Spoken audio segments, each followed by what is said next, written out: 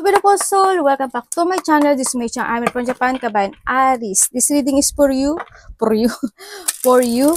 Maraming salamat muna kay Ronald Balbuena. WZ7, letter T at letter T. Ronald Balbuena. Nabubulol ba ako? Yun. Ronald Balbuena, WZ7, T and T. Maraming salamat sa iyong thanks donation. So, timeless reading tayo, 7 days. Kung kailan mo ito mapanood, maaring doon pa lang siya mag-uumpisa. Or timeless. Napubulol ako. Kuhanin natin ang iyong, at isama na rin natin ang taong nakakonect sa'yo. Taong nakakonect sa'yo, kaibigan, magulang, karelasyon. Okay, taong na nakakonect kay Aries. Ano ang nararamdaman mo kay Aries? Maaring ito is a vice versa, ha? Minsan vice versa kasi, eh. Ano ang nararamdaman mo kay Aries? Taon na nakakonect kay Aries. Ano ang, diba? Hindi pa siya talaga, ano kaya yun? Na-curious ako dun, ah. Ace of Wands.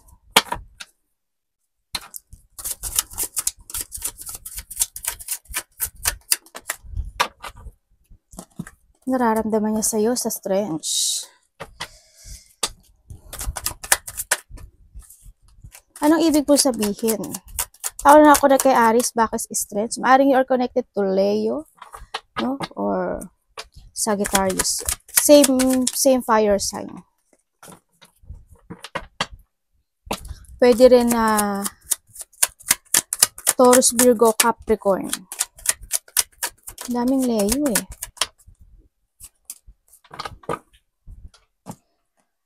Okay. Nararamdaman niya sa'yo, Aries, vice versa tayo, no? Sa nakikita ko dito. Kasi palaging ganun nangyari. Nararamdaman niya sa'yo, kung titingnan ko sa kanya, or vice versa, nararamdaman niya sa'yo, kasi nagkaroon na ng nagkakaroon na ng movement, no? If you are single, siguro andun yung sitwasyon, either ikaw ito or siya ito, andun yung situation na nagkaroon ng, dumating yung point na nagkaroon talaga ng hiwalayan, no? At nakita ko naman na maaring isa sa inyo dito sa relationship na to is trying to analyze or handling yung situation na naghihintay at willing to wait sa pag-uumpisang muli nitong relationship na to, no? Sa nakikita ko dito, andito sa sitwasyon na hindi ko naman na nagkakaroon siya ng burden, pero maring itong taon na to is they try to make it balance yung kanyang buhay this time. Sa nakikita ko dito, sinasabi naman niya na nung time na kayo nitong taon na to, Aries, or vice versa, pinahalagahan ka niya, na more siya naging patient, or vice versa, ha, in this relationship, na handun yung nakapokus talaga, no? Focus siya sa'yo in this relationship, focus in this relationship. Pero dumating talaga yung time na napagod yung isa, no? Dumating yung time na nagkaroon ng problema, no? Pero mas more naging patient kasi yung isa sa inyo, eh, dito. Kaya sinasabi niya na nararamdaman niya sa'yo, pinahalagahan ka niya, no? Pinahalagahan ka niya, na hindi yung sitwasyon na naging more on patient siya sa'yo. Sinasabi rin naman niya na nag-focus ka rin naman sa kanya. Siguro dumating lang talaga yung time na naging burden yung relationship. Yun ang nakikita ko. Pero sabi niya dito, naging mahalaga ka sa kanya. Tingnan ko nga. Tingnan ko pa.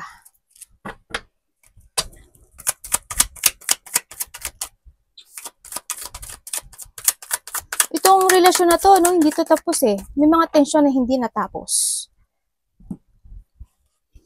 May mga tensyon na hindi pa natapos. Sa nakita ko to. Andito pa rin. Nararamdaman niya na andito yung emotionally care siya sa'yo, no? Sa nakikita ko dito. Andito yung sitwasyon na napagod lang siya. Napagod lang talaga siya sa relasyon. Kaya nagkaroon ng sadness. Pero I value you, sabi niya.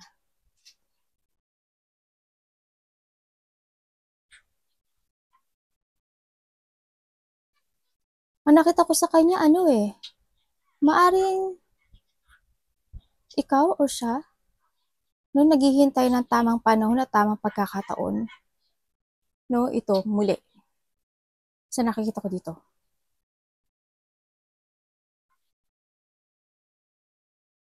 Maaring siya, naghihintay siya ng tamang pagkakataon o tamang panahon para magsimulang muli in this relationship. Kasi hindi yung manifestation no? Na sana magkaroon muli kami ng beginning, ganyan. At doon pa rin yung care and manifestation ng relasyon na to. Or vice versa. Tingnan natin, Aris, ano ang parating sa iyo? Anong parating po kay Aris? Kung kayo naman is in relationship, no, nitong tao na to, hindi ko pala nabanggit, if you are in relationship, yun, ganun din, isa sa inyo is more on patient, kahit minsan nandun yung point, kasi maaaring accept mo siya, bilang siya, no, ang nakita ko ito, accept, ikaw man, ikaw Aris, accept mo siya bilang ganun talaga siya, or siya accept niya bilang ikaw talaga yan, ganun nakikita ko dito, handa naman yung care, yung relationship. Yun nga lang siguro, minsan may mga emotional pain o nagiging emotional yung relationship dito sa nakikita ko dito.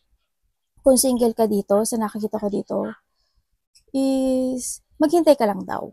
Mag-focus ka muna sa sarili mo, alagaan mo muna yung sarili mo, mag-focus ka muna sa yung trabaho, sa stability mo. Yun ang sinasabi. More on patient, no? More on patient muna. Kumbaga, handun din yung sitwasyon na being practical ang sinasabi dito. Maring yung iba dito kasi nagiging practical when it comes to a relationship, may taong ganun. Maring ikaw ito Aris or maaring siya. Alam mo yung pagiging practical, yung alam mo yung hindi because of the love, because of the needs.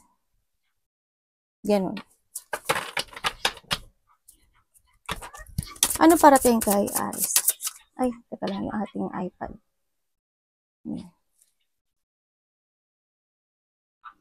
Anong parating kay Aris Universe?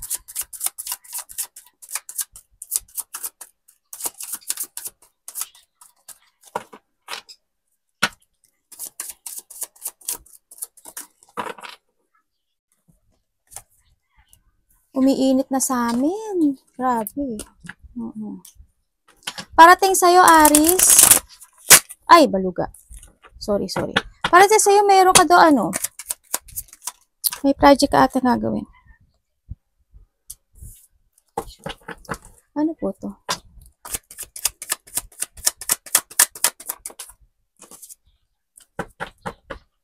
Okay.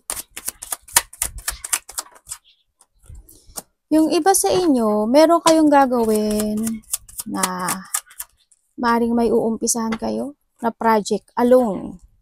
No? So nakita ko dito.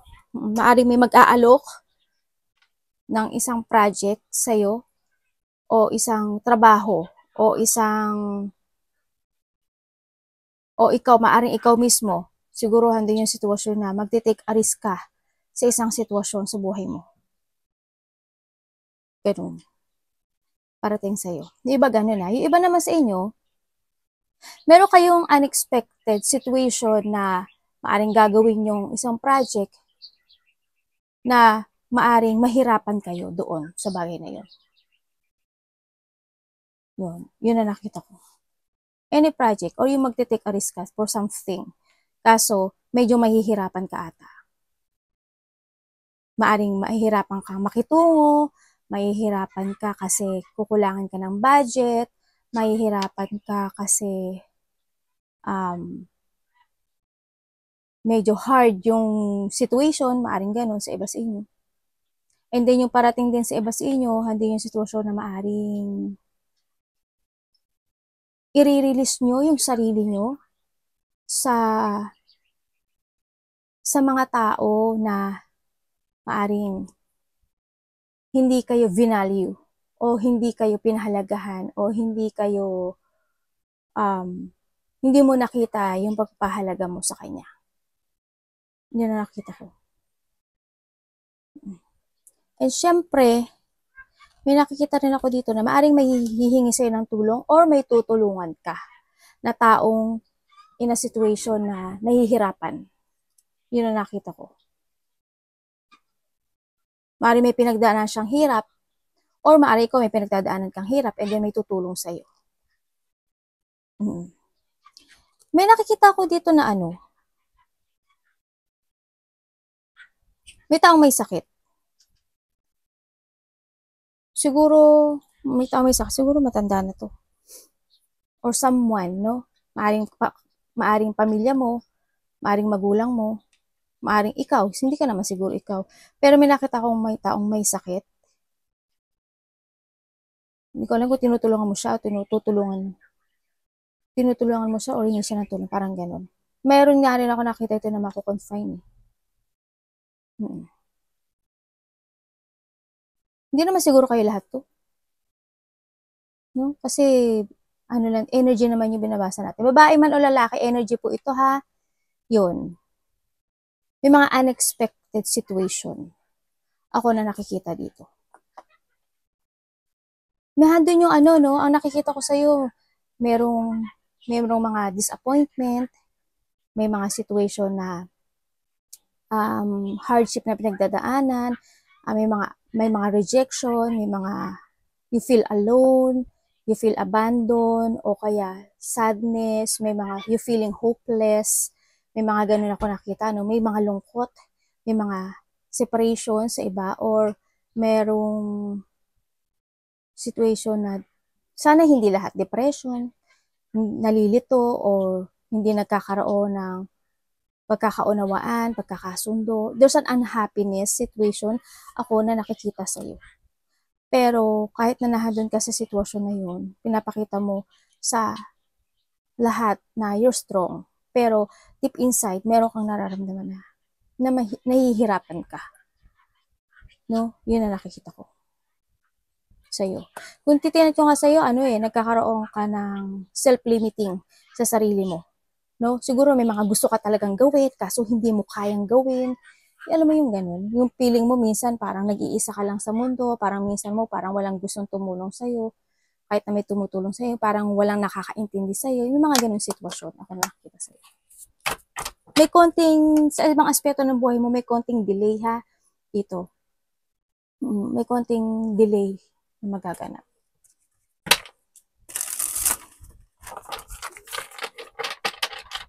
Tao na nakakonect kay Aries.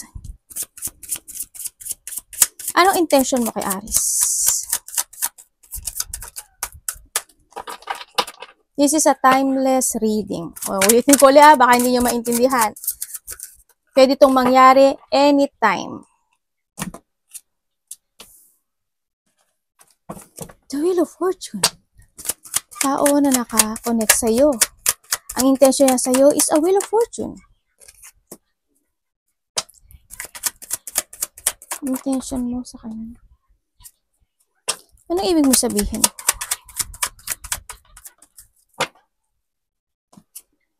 Okay. Maaring ikaw ito, Aries, or siya ha. Intention niya sa'yo, andito yung sitwasyon na sinasabi niya.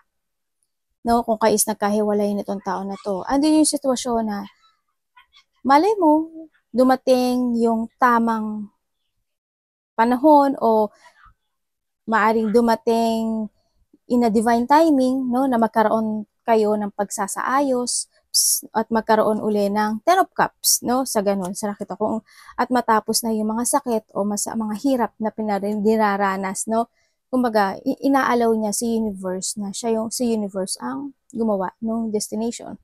Ando yung sitwasyon na maybe they avoiding, no, muna sa ngayon, no, intention kasi is avoiding you, no, kumbaga, ando yung sitwasyon na tinapos niya itong relationship o nagkaroon ng pagtatapos dito sa relationship. Siguro kung sinasabi niya, siguro hindi sa ngayon, siguro siguro pag dumating na yung after the burden na magkaroon ng mga healing situation, ganyan, baka tayo. May mga ganun siyang sinasabi dito. Yun ang nakita ko dito. Tsaka kayo kasi alam mo yung dumating kasi yung point na lumayo muna siya sa'yo. O nagkaroon talaga ng paghihiwalay. Kasi maaring isa sa inyo is naging tanga in this relationship, no? Sa nakita ko dito. Kaya sa ngayon is ina-avoid niya muna ikaw or vice versa. Or, oo, vice versa tayo. Kasi, yun, ang nakita ko dito. Kung kayo is in a relationship nitong tao na to, kung kayo is in a relationship, ang nakikita ko dito, isa sa inyo is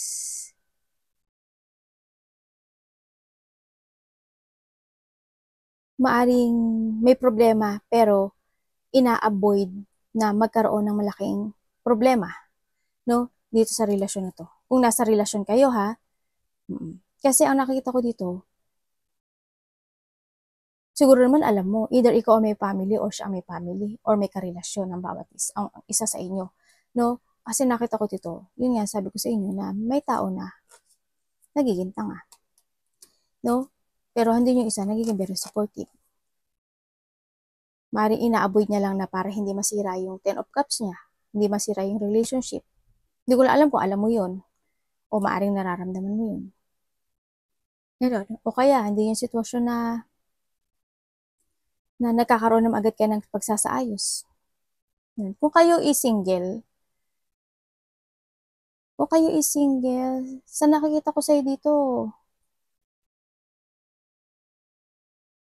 nandito ka sa sitwasyon mo na ina-avoid mo muna yung mga bagay-bagay no? Siguro, focus ka muna sa mga opportunity na meron ka, sa mga ginagawa mo sa ngayon. So, nakita ko dito. Kung umaasa ka na babalik sa'yo yung tao, hindi ko pa nakikita Pero nandito si Ten of Cups. Ibig sabihin, darating yung time na magiging kayong muli dito. Sa ngayon lang is, ang nakikita ko dito, hindi pa para sa inyo yung relasyon na to. Yun ang nakita ko. Kung gusto mo magkabalikan kayo, darating yung time na maaaring magkabalikan kayo. Kung itatadahan na tayo. Kasi nandiyan si Wheel of Fortune. Nakatabi sa Ten of Cups.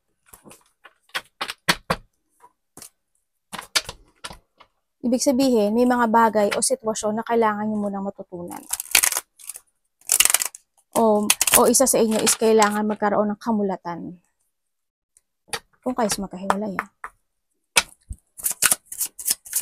Ano ang dapat iwasan ni Aries?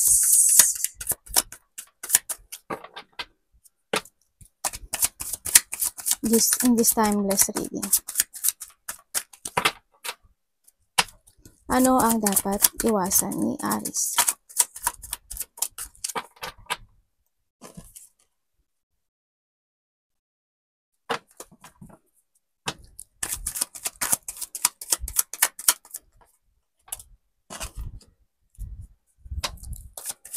Okay, Aries, ang dapat mo daw iwasan.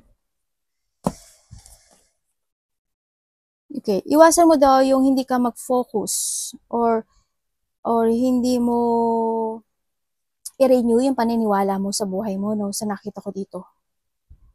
Yun. Iwasan mo din yung maging over-emotional ka sa mga bagay o sitwasyon na gusto mo makamit, no? Sa nakita ko dito. O yung mga nakakamit mo this time. If ever na may nakakamit ka ha, o yung mga gusto mo makamit. Yun, iwasan mo yung ma-over-emotional ka doon, lalo na kung nalulungkot ka.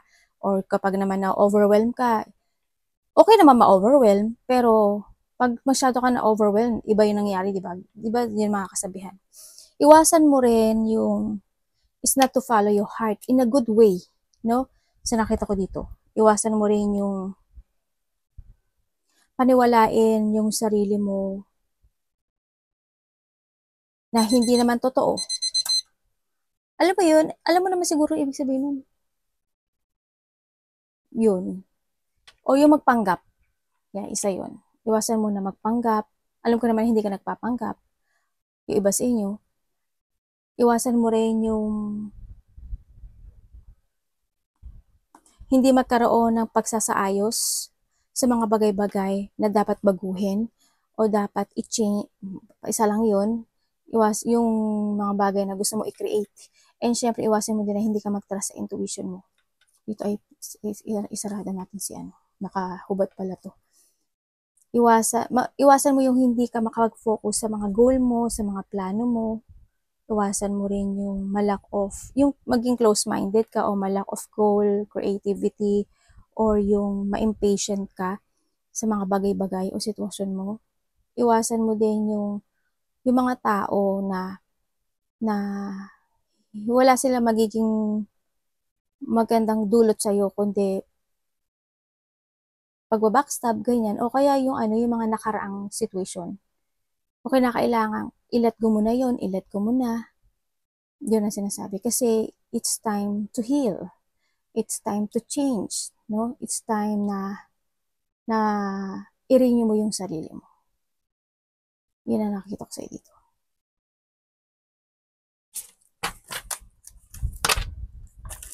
Siyempre, iwasan mo yung ano, yung mga tao na siguro ikaw, when it comes sa'yo, siguro a moody type. No? Ganun. Try to make it balance. Kung nagiging moody ka, siguro may mga dapat kang kainin, di ba? Baka na ano ka na, ano ba yun? Ano ba yun yung pagka ano? Hindi ko masabi dito eh. No? Pagka yun sa fertility, yung mga ganun. Diba? Mari out of balance yung ano mo, di ba? Yung mga ganun. Aring ganun. Kaya minsan nagiging moody yung tao. O kaya kung, kung may mga nararamdaman kang sakit sa katawan, di ba? Nagiging moody yun. Aris, ano nararamdaman mo sa tao na to?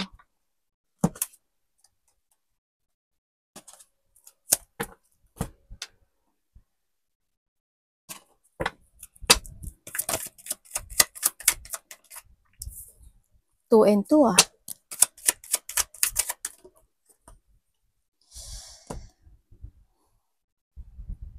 Okay, nararamdaman mo sa tao na to, maaring vice versa tayo ah. Nalilito ka actually, no? Nalilito ka kung kayos makahiwalay nitong tao na to, handun yung sitwasyon na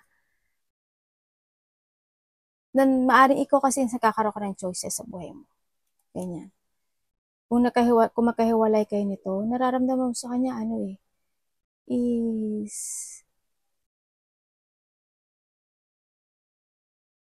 maaring takot ka na magkaroon ng pagbabago sa kanya. Kumbaga, hindi ko naman sinasabing magbabago na ano na siguro yung takot na makalimutan ka niya, mga ganun. Yung takot na mailet ko kanya, yun ang nakikita ko dito. Nararamdaman mo sa kanya, ang nakikita ko kasi sa'yo dito, parang minsan okay, minsan hindi. Alam mo yung hot and cold situation na minsan siguro minsan naalala mo siya. Minsan siguro you still care. Minsan hindi. Mga ganun.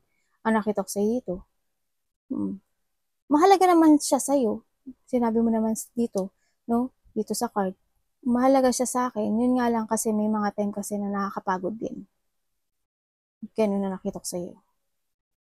Kaya maaring vice versa ha, nahandun yung ano, yung nagkakaroon ka ng free option. Ganyan. Nagkakaroon ka pa rin ng, you're being held back pa rin sa nakaraan ng relasyon na to. Kumbaga, kung sasabihin ko na nakalimutan mo na siya, hindi ko nakikita na nakalimutan mo na siya. Kasi kahit pa paano, papasok at papasok pa rin siya sa isip mo. Kasi andun pa rin yung caring mo sa kanya. Or vice versa tayo. Yun ang nakikita ko dito. Parang andun ka lang sa point na sandali lang, magpapahinga lang ako. Parang andun ka lang sa point na yun. Sandali lang, sandali lang, ganito, ganyan. Hindi ka makapag-decide eh, no? Na kung i-let ko muna talaga siya or hindi. Bakit po? Tingin ko.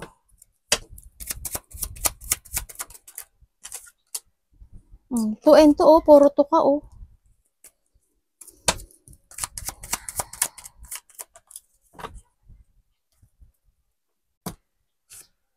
Oh, devil.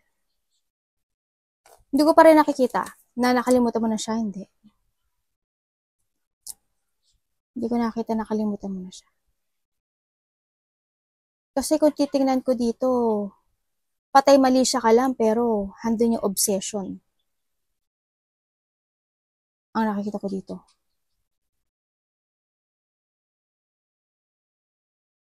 Maaaring nagkakaroon pa rin siya nagiging distract pa rin siya sa'yo, no? Sa nakikita ko dito. Ay, ano ba itong maala? Kung kayo is in a relationship, maaaring isa sa inyo kasi naging toxic eh, no? Isa sa inyo makasarili, sakim. Minsan, handun yung pagiging cold nitong tao na to. Ganyan, hot and cold kumbaga ba. Yan. Handun pa rin yung isa na pinipilit pa rin niya na balansehin yung relasyon dito. Pero, yung isa kasi masyado siyang toxic. Kumbaga, maaring meron siyang iba, hindi lang ikaw, ganyan. Diba? Yun. Kung nagkahiwalay kayo nito, ang nakita ko dito, nalilito siya eh. Gusto kanyang kontakin pero nalilito siya. Medyo may delay. Ganyan ang nakita ko dito. Kuhanin mo lang baka vice versa tayo. Maaring iba sa inyo, naalala mo na yung relasyon na to is naging toxic, sakim siya, babaero, lalakero, sinungaling, diba? Maaring nahanto sa point na yun. In and out, hot and cold. Ano pang opportunity? Kung single kayo, andyan pa rin na hindi mo pa rin siya makalimutan.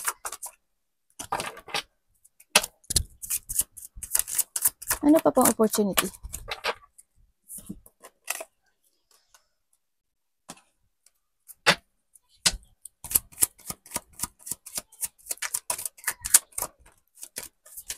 Okay, may mga biglaang magaganap o mangyayari, no? Sa nakita ko dito. Ay, dalawa pala. Ang dami naman ito. Maaring may kokonek sa'yo. Maaring kapatid mo, magulang mo, or workplace ito. May kasama sa trabaho, ganyan. No? Na maaring may kokonek sa'yo. May biglang makikipag-communicate or kokonek sa'yo sa nakita ko dito. Yun na nakita ko. Maaring magkakaroon ka ng dealing when it comes to a 3-person, 2-person, to 5-person. Or maaring 4, ganyan. 1 to 5. Kuhanin mo lang, maaring 2, 3, pangatlo ka, o pang-4 ka, o kaya pang-5 ka, ganyan. May kukonek sa'yo. Or mayroon ako nakikita na biglaang idea or opportunity, no? Ito, na maaring related to your work. Yan, maaring magkakaroon ng may darating na opportunity o may kukonek sa'yo na, oy, ganito, ganyan. Yan, maaring makipag-collaborate sa'yo, magkakaroon ng dealing, magkakaroon ng partnership, maaring kanya. Mga pag-uusapan kayo, maaring related to a work or related to a money. No? Ang ako nakikita dito. Kamusta po yung money ni Aries? Maaring related to sa business mo, if you have a business, sa trabaho.